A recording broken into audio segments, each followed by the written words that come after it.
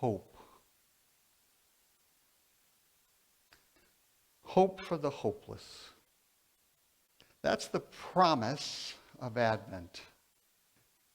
It's about light from beyond us. Light that comes to us. Light that's not limited like we are to just a few short years. It's not seduced by the temptations of evil. It's not overwhelmed by the monsters, the principalities and powers, the institutions of society. Advent is about a light that comes to us from beyond us, and it comes into our gloom and our hopelessness and our fears and our anxieties. It's light that comes to reveal the shadows of our life.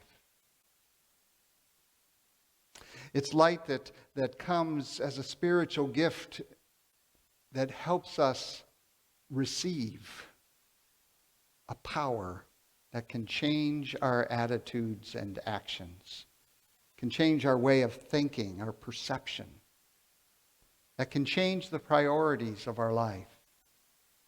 Advent, the word itself means arrival. Advent is preparation for us to see the arrival of a light that comes inside us, illumines us to see the shadows out there and the shadows in here. Advent is preparation for hope when we're hopeless. Hope even for the end times. The end times, like now. COVID shut us down and tore us away from each other, and every single day of our lives, we are now living in conscious awareness of continual danger. What's that doing to us? Every day, each of us knows that today we might become a carrier and infect another, even our loved ones. Any day might be the day that we not only get it, but we get it bad. This is now a way of life. And the waves with its variants won't go away. Who doesn't feel hopeless? This summer, we once again experienced the now normal of summer wildfires with its life-threatening smoke. Not as bad here as last year, but we certainly read about how horrible it has been across the states. The new normal, and drought and floods and water shortages and heat domes and atmospheric rivers and mudslides, the creation itself groaning in decay. And we lurch from crisis to crisis. And there's a growing sense of despair from scientists, a resignation that climate change can't be reversed, that human beings are powerless to resist the forces of greed. The recent COP21 confirms the sense of futility, the fear that something wicked is now inevitable. Who has not felt hopeless? And we're living in an America that is divided against itself. The January 6th attempt to eliminate democracy almost succeeded. Our new normal includes a political party that no longer affirms the integrity of the vote or the willingness to work across party lines for a common good. There's a troublesome synthesis of an anti-Christ Christianity with an anti-democracy nationalism. Patriot boys and vigilante justice, an openly aggressive racism, a renewed Puritanism against abortion, and the emergence of mainstream affirmation that encourages violence against the government. And although it is not equivalent, there's also Antifa and a rising liberal Puritanism of identity politics with its cancel culture bullying and shaming. And we witness horror shows in cities like Seattle and Portland and Chicago and San Francisco, enclaves that pride themselves, promoting themselves as compassionate and inclusive and progressive, yet tolerate escalating crime against poverty, against property and people, and tolerate the dysfunction of people living in sewers of filth right alongside those who live in the stratosphere, protected by wealth and the security it buys. A divide with no end in sight. If you have a pulse and even a moment to reflect, you can simply feel the tensions of a coming uncivil war fueled by the ideologies of red and blue. Who doesn't feel hopeless? Jesus lived in a hopeless world. He lived in an occupied country, imagine that, amongst dirt poor people. There was nothing he could do to stop the violence of Roman Empire.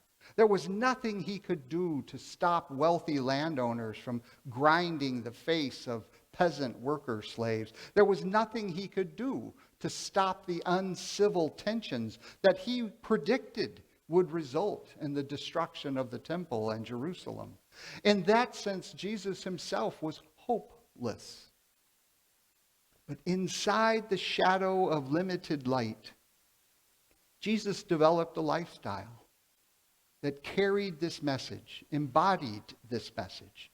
The Lord has anointed me to bring good news to the poor, to proclaim release to the prisoner, recovery of sight to the blind, to let the oppressed go free, and to proclaim the justice of Jubilee, release the enslaved, redistribute the wealth, Sabbath rest for the land.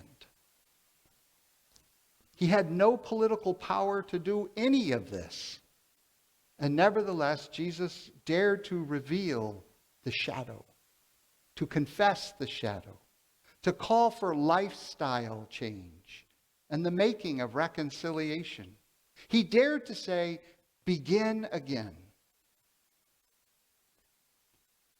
Now, hope that is seen is not hope. For who hopes for what is seen? 500 years ago, I'm going to take you on a little history lesson here. If I get too off track, Rick, I hope you just pull me back. 500 years ago in Europe, the world came to an end. It's the only way to describe it. It ended. Economies collapsed. Nations devolved into tribal and regional endless wars. Christianity, which had held society together, good or bad, it held it together. It came unglued. It splintered into countless factions and became incoherent. Which Jesus was Jesus? An entire normal way of life, the common sense at that time of a hierarchical feudal society, came to an end. Civilization, as it was known, unraveled, and nothing was secure or solid anymore.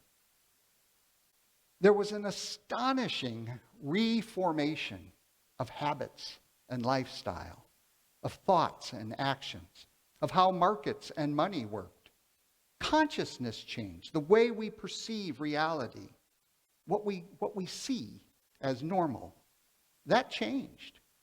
As people moved from this visual, icon-based culture of church cathedrals, that's how people learned and that's how they viewed the world, that changed into a literate, word-based culture, basically produced by the invention of a new technology, the printing press. Citizens shifted from a collective moral submission to a church hierarchy into the individualized moral discernment of personal conscience. The way I like to think of it is like this. When the church seized and defined itself through political power, the Pope became the vicar, representing Christ on earth, and everyone needed to obey. But the Protestant Reformation, the protesting reformation of the church, made the conscience of the individual the new pope. Everyone was his or her own representation of Christ on earth. The way we perceived the world shifted from a collective identity into a personal identity, from a herd mentality into an individual mentality, from fate to possibility. And the old world, the normal world, as it was well known, came to an end with a lot of strife, a lot of violence, a lot of chaos. Now, some 500 years later, we're living, I think, in a similar end times. An ending of civilization as we have known it, of normality as we have known it. Our children and our children's children will grow up in a very different world than we did. And once again, technology is part of that reformation. Social media, Facebook, Instagram, TikTok, digital technology in general are not appendages to our life. They are rewiring, reforming our brain and how we see and feel and perceive things. They are tinkering with the next steps of cultural and personal evolution. And it's not just technology. Driven by climate change, the globalization of markets and money, driven by vast economic segregation, driven also by racism, tribalism, immigration, never-ending militarism, what we have come to know as normal. And by that I mean a common sense that everyone understands. Even people who are opposed understand a common sense of what they're fighting against. All of that has come unraveled. The world no longer has a center. We're increasingly adrift. That's what I mean by the end times. It's not the end. Rather, it's the end of what we know.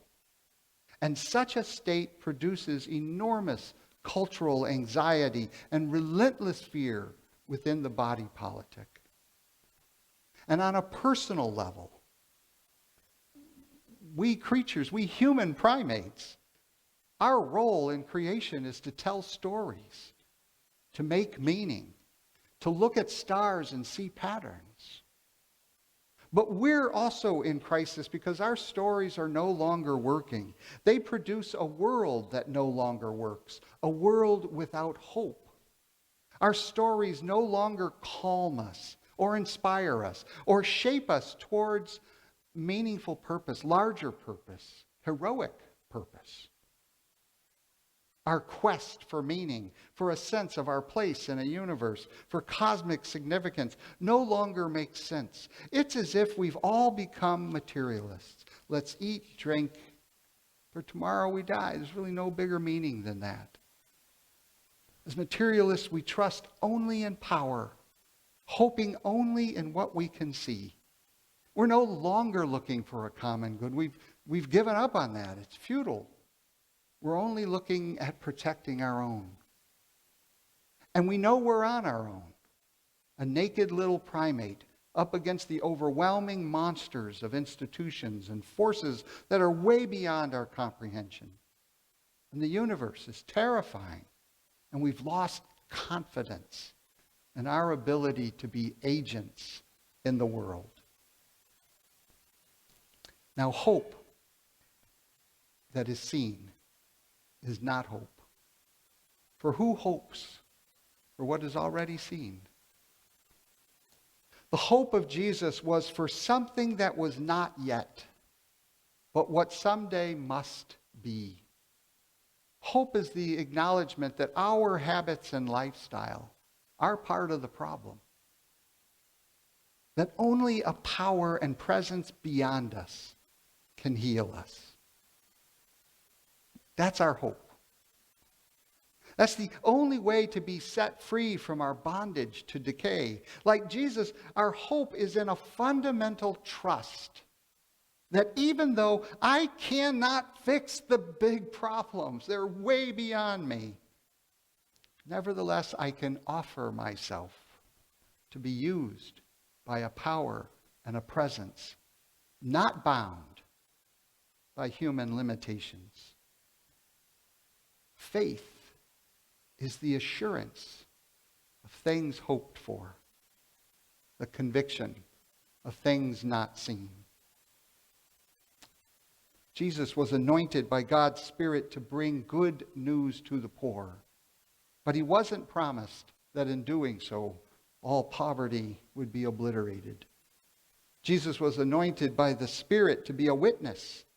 He was assigned a task. He was asked to do his part in God's larger design, faith. But he wasn't promised success, and neither are we. We need the beyond of God's light to enter our own time of shadows. We need a new reformation, a cultural consciousness conversion, a whole new language and pattern of behavior that will shape a new way of life, new ways of thinking, new attitudes and values and priorities, a new morality, personal and societal. We're living in a time of endings, but not the end. It's just the end of normal, but it is not yet the time of the new. If life were a roller coaster, we're at the beginning of a wild and scary ride up and down and all around. Creation, our habitat, is groaning, as the scripture says, but it is not groaning in despair. It hasn't given up. It groans for the revealing of the children of God, the carriers of light. It groans for those who can reconcile light and darkness, sunshine and shadow. It groans for the redemption, the renewal, the health of its body. Creation longs to be set free from its decay. But the groaning, this yearning for hope, this yearning to see revealed the advent, the arrival of God's children, is for the purpose of labor pains, the birth of something new, the reformation of life, of God's presence on earth as in heaven. 500 years ago, I think that the 1500s was the birth of a whole new world. I think the protesters of a corrupted Christianity were bearers of light. And I think we're in a similar time. Creation, life, our habitat is demanding that we reform our evolutionary project towards a creation-centered perception, consciousness, a creation-centered spirituality. Our politics and our lifestyle, our personal and societal perception, our cultural common sense needs to be centered around the ethical question, how will what we do, how will what I do today affect 7 generations from today? What if that was our political policies? We need to convert and transform our way of thinking away from individualism, I am my own pope, towards an ecological way of thinking. Since God is all in all, how do I live interdependently as a way of life? How do I live as part of the web of life? What are my responsibilities, my roles within that web? What are the benefits of being in that web? How do I become a child of God for whom creation itself is yearning to simply be revealed? Now, you might be wondering why you got a lecture today instead of a sermon. I think this is where we need to go as a church, period. Global church. But also Lake Washington United Methodist Church. This is the direction that I think the Spirit is leading. Very few of us are very far along a path that knows what it means to be inside a web of life. That's alien to everything we were ever taught. Or I should say most of us were ever taught. I think folks who grow up on the land, I think they know stuff. Almost all of us are just beginners. I also don't think any of us are going to live long enough to see the big shift. But what if all of us could begin to hope for such a shift? What if all of us could do something to reveal that shift? What if all of us started the journey towards this shift? Now, hope that is seen is not hope. For who hopes for what is seen? And faith is the assurance of things hoped for, the conviction of things not seen. The season of Advent is the arrival of light that pierces our darkness. It is hope for the hopeless, which is good news in a very uncomfortable way.